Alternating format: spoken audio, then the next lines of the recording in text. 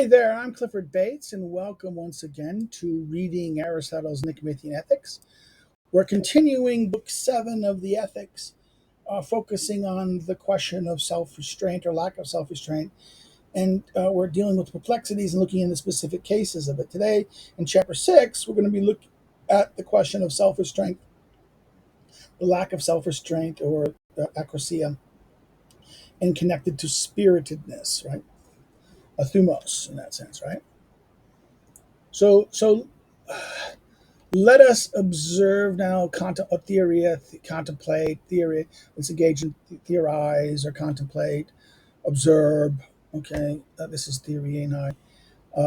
Also, that the lack of self-restraint accuracy relates to spiritedness is less shameful than that pertaining to the desires. Okay, so therefore, things that are concerned with spiritedness and desires are different from each other. The desires are simply the things we want, right? The things we want, usually the bodily pleasures, usually, right? This natural desires, we can say, right? The bodily want, sex and food, right?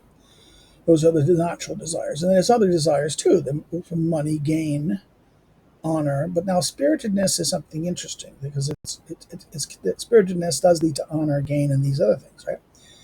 For spiritedness seems to hear reason in some way, but to mishear it.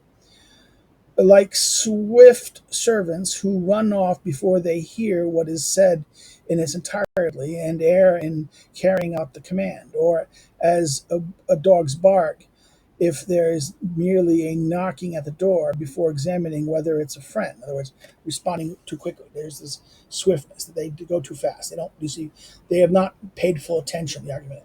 So spiritedness is a way they hear reason, but they also can have a tendency to mishear reason because it has what is it is to it's to act quickly, to act without fully hearing what reason has to say. Right? There's this tendency to happen to that, and he gives examples. Right? These analogies that he gives, like a swift servant or a dog barking. So spiritedness, because of its heated and swift nature, hears something, and though it does not hear an order, it sets off after revenge. Right? This is that doesn't hear a. In other words, reason says something, but it just goes off in a heated manner because of its heated and swift nature. Hears something and through it does not hear an order. Though it does not hear an order, it sets out for revenge. For speech or imagination has made clear that there is a hubristic insult or slight. In other words, speech or imagination has made it clear that there is someone has hubris. Hubris means that I've shown you contempt or hatred, hate contempt or disrespected you, or shown you that I'm better than you and shut up. I insult you. Right? And that there is an insult or a slight. And spiritedness, thumos, as if it inferred from a syllogism that one ought to wage war against such a thing, immediately becomes harsh, right? Angry, harsh. Right? But as for desire, if reason or sense perception merely says that something is pleasant, it sets off after enjoyment, right? In other words, but as for desires, right? If reason or sense perception says something is merely pleasant, it sets off to enjoyment. As a result, spiritedness follows reason in a way, but desire does not. So therefore, spiritedness and desire, once it feels it, when it senses it, in other words, it goes after it, the pleasure in that sense. Someone who, in other words, desire, if reason or sense perception merely says something is pleasant, we set after it, right? After enjoyment, set off after enjoyment. Here, we do something that is not pleasant. We do something. It forces us to do. We want revenge. We want to do something. But in other words, desire is okay to something good or avoid something bad. Here, honor has been something has been hurt, harmed. And something has to be righted. There's a need to right something, to punish it. That's the difference. In a way, desire does not. This is why reason follows, spiritedness follows reason in a way, but that reason, that desire then is more shameful. In other words, desire, when we engage in it, when we have lack of self restraint because of desire, well, that is something shameful. We want it, so we want. Spiritedness is not necessarily what we want in this sense.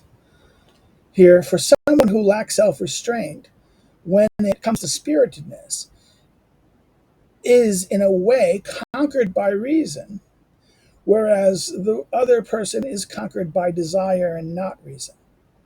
In other words, there is this person who hears something, but he hears it wrong or acts too quickly. In other words, something has been perceived, either by reason or perception, that a harm was done, something was done, a harm was done, an insult was given, but doesn't fully understand what is done, what to do. Simply just goes and does it, right? So therefore, it listens to reason. Reason told it something. Perception told it something. The other one is senses that, oh, this is good, pleasant, I want it, Therefore, the self-restraint person is more blame. In other words, more shameful. This is more conquered by, in other words, whereas the other person is conquered by desire, not reason. Further, there is greater forgiveness or understanding. In other words, sympathy, a word, is that note for that word here. We talked about earlier. We talked about we understand it more. In other words, we forgive it, or sympathy. We're kind of like, we understand it. We it's we don't necessarily, we know it's not right. We don't think it's right.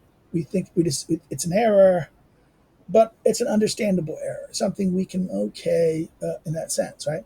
For someone who, though follows the natural longings, since there is more sympathy, also for those who follow such desires that are common to all, insofar as they're common. So therefore, in other words, there's also further regarding even the desire. Of the desires, the things that are more common, we understand the things that are the more common desires, the more common the desires for pleasure, desire wants. This is as these are common and shared by all. We understand that these are you can that there's more forgiveness for them. But whereas something that is not common, very specific, something that is not something that is shared by all, there is less forgiveness in that, right?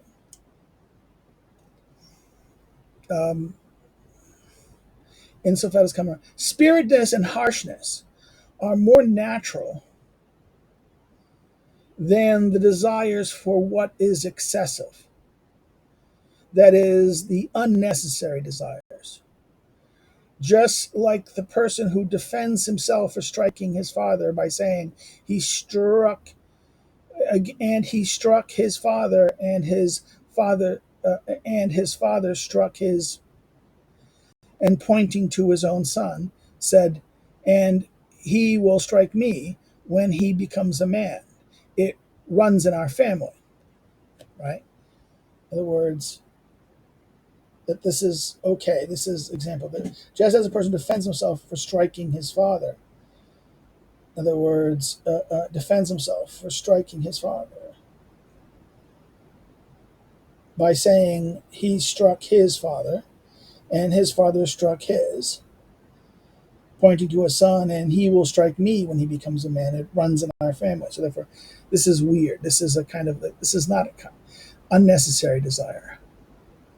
Okay, this is not something that is. In other words, spiritedness and harshness that are more natural than desires for what is excess. In other words, are natural than the desires for what is excessive. That is the unnecessary desires in that sense. So therefore, this example that I beat my father. So I beat my father. He beat me. I defend myself by saying he struck his father, And he struck his father, and his father struck his. And then it's pointing to a son is that he will strike, it runs in our family. And the man who is being dragged by his son bades him to stop by the door. By his son bades him stop by the doors, for he himself dragged his own father only that far. In other words, these are kind of odd examples saying, well, this is I did this for this. This is an unnecessary desire. This is something excessive. And there's a limit here, right? There's the idea that the person is defending himself by saying, "Oh, my father struck my father." There's this the difference between what do you call the natural desires and the excessive desires, and this is a case. He struck and then the case of the son who goes, "Oh no, I only struck you can only punish because I did this and therefore you can only stop me. I dragged my father by the door. You can drag me by the door. No more. If you go more than that, then it's wrong, which is arbitrary. It's not necessary. It's something not necessary it's unnecessary in that sense, right? Further, those who hatch plots are more unjust than those who act from spiritedness. So therefore, those who intend things. This is the question of intentionality. If I do something simply out of I respond to it. Someone hits me, someone hurts me, I respond to it. I act as a reaction. This is you get me angry and I kill you. That's like manslaughter. But if I plot to kill you, that's murder, right? That's intention. The question of intentionality here, right? This is that thing. The man characterized by spirit, thumos, then is not a plotter, nor is spiritedness itself a plotter in that sense. It doesn't have in other words, spiritedness has no rational. It is simply just an anger. It is a thumos has no a mechanism of intentionality. It's a kind of something does respond. It's kind of it's a response. It's a response. It's an elevated. It doesn't choose. It is not rational. Rather, it is open. Rather, desire. Whereas desire is just as they assert of Aphrodite, the weaver of wild Cyprus born, the author of That's Line Unknown, Aphrodite, weaver of wild Cyprus born. And as Homer says of her embroiled girdle, and its alluring words which stole the mind even of one who is more sensible. This is, I think, Homer's Iliad, right? This is that, okay, Aphrodite can steal alluring words which stole the mind of even one who is most sensible. Therefore, there's the problem. This is the difference, right? This is desire is like that which can overpower. Spiritedness is not a plotter. In other words, it will listen to reason in that sense. It will listen to reason or some kind of perception where it is open to reason in that sense, right? Open to reason and in something. Whereas desire is simply just a sort of Aphrodite, right? It's alluring words which stole the mind even of the sensible. As a result, if in fact this lack of self-restraint is more unjust and more shameful when bound up by spiritedness, it is also lack of self-restraint. It is also lack of unself-restraint unqualifiedly, and in a way, vice as well. In other words, it's therefore in other words, regarding spiritedness, right? As a result, if in fact this lack of self-restraint is more unjust and more shameful than that bound up with spiritedness, it is also lack of unself-restraint unqualifiedly, and vice also. In other words, the desire, the things done by desire, is more vice. As a result, in other words, that okay. Let's look at this passage here. This is that the main character is then not a plotter, nor is spiritedness itself. Rather, it is open. Whereas desire There's no room for things. It overpowers you. Lack even the most sensible is overpowered by it. Can say Aphrodite. As a result of this, lack of self-restraint is more unjust in terms of the desires in that sense, and most shameful than that which are bound up with spiritedness, and that this is also a lack of self-restraint. In other words, the things that are bound with desire is more it lacks of self-restraint unqualifiedly. Right? Again, it's because they simply just don't restrain themselves, right? And that they're going to enjoy the play. They just can't restrain themselves in that sense, and in a way, vice as well. There's something this vice as well in that sense that they are those who simply just choose those things and not restrained. Further, no one acts hubristically. Okay, no one acts hubristically while feeling pain. So therefore, this is good. But everyone who does something in anger does so while feeling pain, whereas the hubristic person acts with pleasure. So there's two types. There's the hubristic. Hubristic is my ego. I'm enjoying it. It's a pleasure to do it. I'm acting aggressively or violently with pleasure. This is hubris. This is why to insult to hubris to act hubristically towards another is kind of a abuse. Whereas I'm angering this from, in other words, if I'm doing this because I've been harmed, I've been hurt, I'm hurt, I'm acting bad, angry towards you because I'm hurt. This is not hubristic. But if I'm aggressive towards you because I get pleasure, it's fun for me, or I get enjoy it. That's different. This is. If then those things are more unjust, at which they are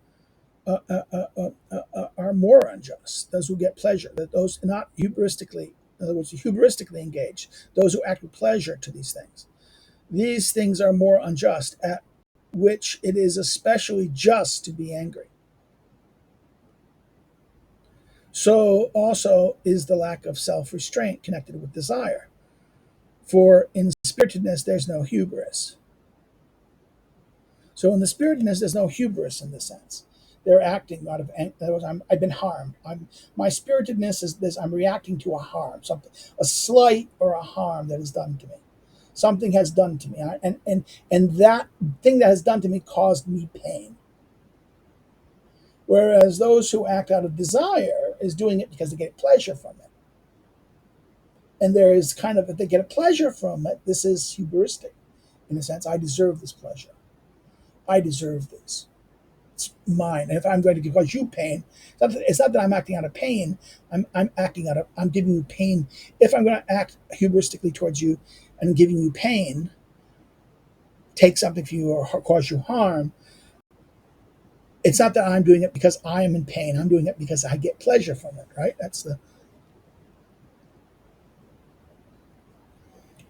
So it is clear then that the lack of self-restraint pertaining to desire is more shameful than that of pertaining to spiritedness. And that there is in fact a self-restraint and a lack of self-restraint pertaining to bodily desires and pleasures, right? There's this lack of self-restraint regarding and there is self-restraint and that there is, in other words, it's okay, the lack of self-restraint regarding to desire is more shameful than that pertaining to spiritedness, right? And that there is in fact a self-restraint and a lack of self-restraint pertaining to bodily desires and pleasures, right? In that sense. But one must grasp the distinction among these varied desires and pleasures. So we have to distinguish them in that sense, right? Okay. Let's go look at this question. Therefore, the spiritedness, in that sense, we understand the difference between something delivered by spiritedness, because spiritedness seems to be a response to harm, and it is done out of act response to a pain, right? It is done not out of hubris in that sense. So one must grasp the distinction among these very desires and pleasures. For just as was said at the beginning, some are human and natural, in both kind and magnitude.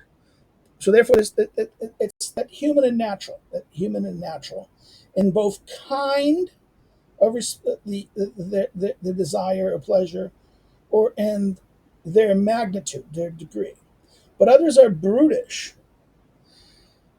So in both categories of in terms of kind and magnitude. They can be brutish in kind and magnitude. They can be a rise of defects and disease, or brutish. They're brutish. I mean, they're by and they're unreservedly. They're by natural in that sense. Right? So in kind, they are. Some of these are both in kind and magnitude. Others are brutish. Some arise out of defect and disease. Of these, it is only with the first ones that moderation and licentiousness are concerned. In other words, those are done by choice. In other words, beginning some human being natural in both kinds and magnitude, but others are brutish, and so the human and natural ones are where moderation and licentiousness are occurred. When you choose them and avoid them. But these, there's no moderation, these are either a kind of um, um, brutishness or this, but a anti-nature. This and this is a disease or defects or disease, right? Defects of the body. Of these, there is only the first ones that are moderation, sophosune, and licentiousness are concerned. Hence, we do not say of brute animals that they are either moderate or licentious, right? The brute animals, right? Sophosune or licentious, except metaphorically, and only if some one kind of animal differs from the differ as a whole from a, kind of animal who differs from another in hubrisness, destructiveness, and voraciousness. In other words, there's excessiveness that goes in. Here's the animal. We don't say they're bad, but then this one, because they are really arrogant and aggressive, hubris, destructive, and or voracious, excessive in that. There's then we, but we only refer to them as because of their excess of them as um, licentiousness, right? Um, Only then we do not say brute animals that they're either moderate or licentious, right? Except metaphorically when they one that some one kind of animal differs from another in hubris, destructiveness, and voraciousness, right? For they do not possess choice or calculation, but do depart from the natural, just as madmen do among human beings. Right? Something's wrong with them. Something is defied. So therefore, if they're not they're too weak. There's something they're always afraid. Always afraid. Disease made them. Normally they're aggressive, but they're not. Here, these are not. These are not aggressive, but now this one is. Okay. So therefore, something is causing them to be that in that sense. And it's not some choice. It's not from choice, but from some cause, right? It is no less from choice or calculation, but do depart from the natural, just as madmen do in human beings. But brutishness is less a thing than vice. In other words, brutishness is more extreme. Vice is a choice. Vice and the thing is going to be more. In other words, for humans, and this brutishness is less of a thing than vice, even though it is more frightening. Brutish is more frightening than vice. For the better part of the soul has not been ruined in the case of the brute animal, and as it has been in a human being. who is vicious.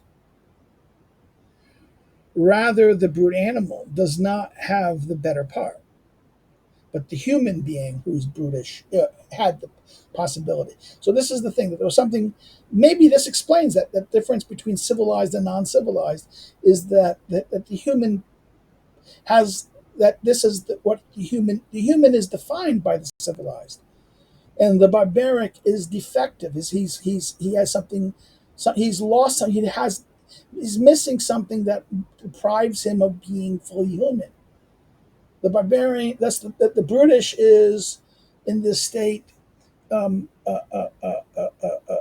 other words, that his better part, he is what? He is ruined. Has not been ruined. In other words, the better part of the soul has not been ruined in the animal, but the human, because something has deprived him, has become ruined. In the barbarian or the brutish one, something has ruined him. Either nature has been corrupted, or he has diseased. He has diseased, or he has been habituated. In other words, something had mad in that sense, right? Something caused him, or something like that. Um,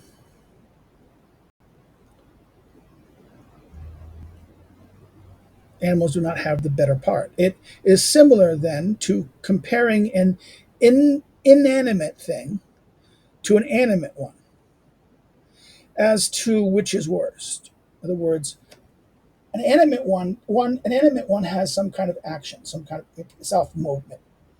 An animate cannot animate itself. You can't blame an animate thing. In other words, it has no it has no action. We want to say will. I don't want to use will here. We in our use would say, "Oh, that has a will." Inanimate things have no will. Animate ones have a will. This is using modern language and modern conceptions of here. Animate means to animate. Animate that has action, motion, self motion, that they can move itself. An inanimate cannot move itself. Okay, its nature is inanimate. It can't move it. Other things can move it. So it by itself has no blame in that sense, right? It just is what it is. It can be used for different things, but it itself does not act except when people use it, right? Whereas an animate thing, things that have self motion, self movement, it moves on its own. This is So it is similar to comparing inanimate and animate ones as to which is worse. Baseness does not possess its own starting point. In other words, baseness does not possess its own starting point, or principle. Baseness, thus, is caused by something else. Baseness is not possessed its own starting point. It is always less harmful than that which does possess it. So baseness that does not, okay, baseness not does not. That the baseness, there's two types of baseness. There's baseness or viciousness that has its own starting point, and those who lack a starting. A baseness that does not possess its own starting point, or arche, is always less harmful than that which does possess it. And intellect, mind, nous, is such a starting point. In other words, nous, understanding and grasping the starting point. Intellect, in this sense, intellect or mind is a starting point of this. In other words, this is the thing that if there's no mind behind it, there's no starting point. But if something has a mind behind it, intentionality, an intent, a thing that I choose it, or mind behind it, that there's intent or a choice for, then that becomes more harmful. The one that has no mind behind it would be less harmful. Okay. It is akin then to comparing injustice itself to an unjust human being. For there is a way in which each is worse than the other. A bad human being could produce 10,000 times more bad things than could a brute animal. In other words, just compare injustice itself to an unjust human. In other words, it is akin when comparing injustice itself to an unjust human being, right? Something unjust, something that was not right, something that is not right, an injustice, something that was not right. Now, could an animal commit? Can a bad animal produce a bad thing? Not intentionally. Well, maybe the question is that do they know it's a bad thing? That's the problem. In other words, a human being can produce 10,000 times more bad things than any. In other words, a brute animal could do something. A brute animal could produce a bad something wrong, something harm, right? Something that. But the human does it 10,000 times worse than that. Has the capacity to do. Could produce 10,000 times more. So the human because of the power of the intellect is makes him. So this is what's interesting. That intellect, that without intellect, yes, it's bad, but it's not. It's more bad when there's mind behind it. It's the lack of mind makes it. Although it still can be bad, but it's not going to. But mind behind badness makes it worse. And this is how we end chapter 6. So if you have any comments or questions, please put them below, and I'll respond to them when I see them, and what they are. And if you have any other issues you want to talk about here and some examples that you'd like to do, just say it, and I'll kind of respond to you. If you've liked the video, please hit the like button, share it. Hit like button, please. It helps the algorithm. Also, share it far and wide. Share it on your social media. Share it with your friends. Share the link to other people. If you have not subscribed, please subscribe. Introduce the channel if you know your friends or acquaintances that you might know that might be interested in the things we do here. Introduce them to the channel, get them to come, and encourage them to subscribe, because increasing the subscription improves our conditions of what we get, improves what things we have the right to on YouTube. Now, if you didn't like it, you can always thumbs down, but say why so we can learn from it. In that sense, we can benefit from it, and that this is the purpose of why the purpose of why I'm doing this is learning, not saying how great I am. Next thing is if you want to follow me on social media, links to my social media are below. If you want to know more about me as a scholar and as a researcher, you can look at you can find stuff at the social academic media links below the social media links. You can find more about me as a scholar, a researcher, my research, and things like that. And other than that, if you want to help me to do it, financially assist me to do what I do, you can do so through Patreon or Subscribestar. Links are below, or at least the URLs to them are below. Another thing you can do is, if you want to wish to help me, you can just buy one of my books. The books are my 33 books that are currently available are listed below. You can order it. If you find it at a bookstore, you can order it. You can buy it at your local bookstore. You can order it through your local bookstore, or you can order it through an online bookseller like Amazon, Barnes & Noble, or Libris, or something like that. Whatever one that's available to you and you prefer. Or you can order it through the book publishers directly, but to be honest with you, it's going to be difficult for you to order the Western University book through the publisher. Maybe who knows how good a distribution they have. The next thing would be, but if you're going to buy, I would recommend that those of you wishing to study Aristotle's politics and are looking, should perhaps want to use my notebook for Aristotle's politics, it'd be better to buy it through Lulu, not because you get a better shipping deal, because Amazon probably gives you free shipping, but rather I would get more money from it in that sense. If you buy it by Lulu, I would get the profit that Amazon or the booksellers would get. So that's it. That's how the various ways of that. Next time we'll meet, we'll look at chapter 6.